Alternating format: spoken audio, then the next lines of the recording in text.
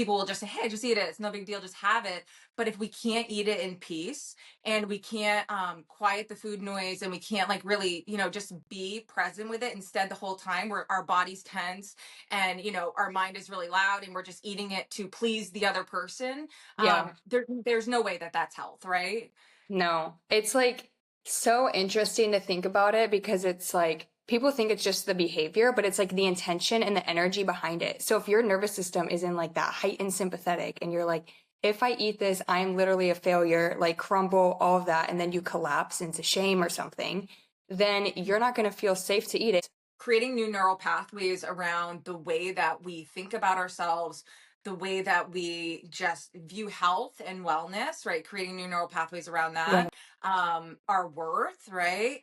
And the somatic work, like the speaking the language of the nervous system, right? Through things like Yeah. tapping and breathing and shifting into that regulated state. And yeah, I think that's such a missed piece, right?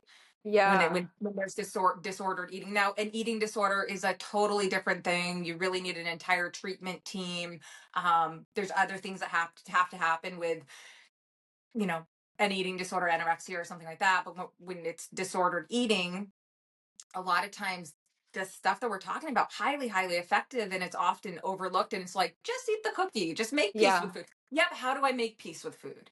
Yeah, or how do I listen to my body? And also a big thing for me, and you were talking about it too, of like kind of like healing your worth and all of that. I think for me, it was like realize, like I was so comfortable in shame. Like I was so comfortable beating myself up. And in order to heal, I had to have a level of self-compassion to know that I was worth it, right? And like worth Yeah. feeling better.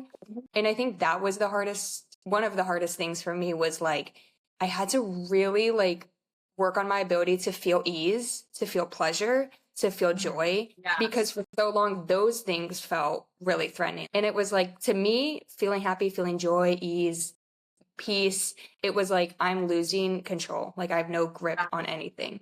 Yeah, you hit something, the pleasure piece. Like I felt so unworthy of pleasure in my life for so Yeah. long. And so it was like not allowing myself to have pleasurable foods, like making myself exercise when I was exhausted, Yeah.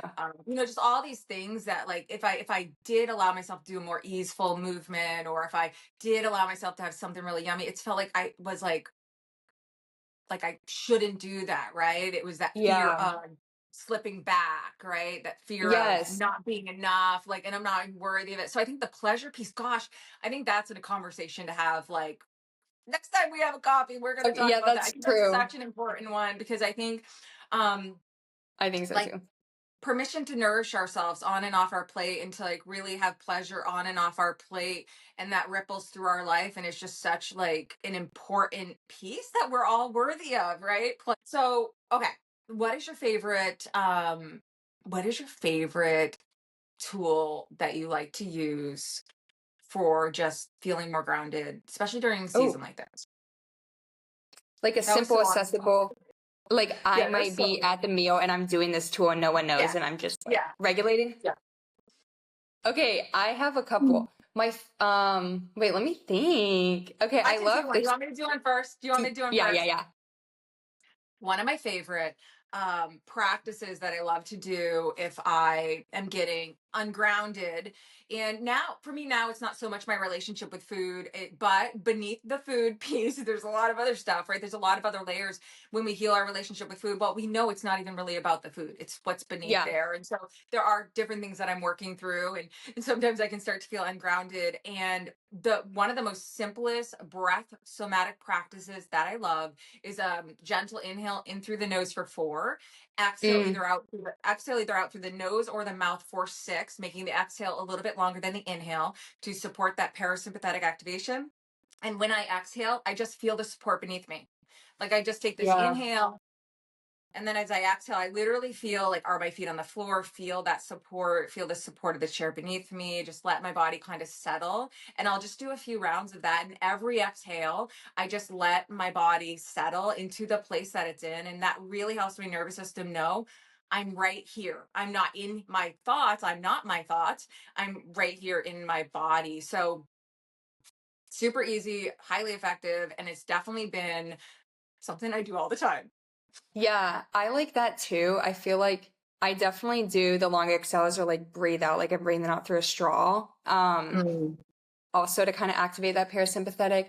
But the sinking into the seat is super helpful for me and just letting that, like reminding myself like the chair is holding me, because I think that's the whole trust piece of like taking away Yeah. my I need to control everything and I can trust that this chair is holding me. I really love orienting, like when you, even if you're at dinner and you're feeling super stressed out and you're like, oh my gosh, you're mentally already tracking the calories and you're freaking out or whatever, and you're telling yourself I already ate too much, slowly just like letting your gaze soften a little bit and like look around the room gently, and you can kind of let your gaze like stop on something that makes your heart a little happy or someone that makes your heart feel cozy, safe.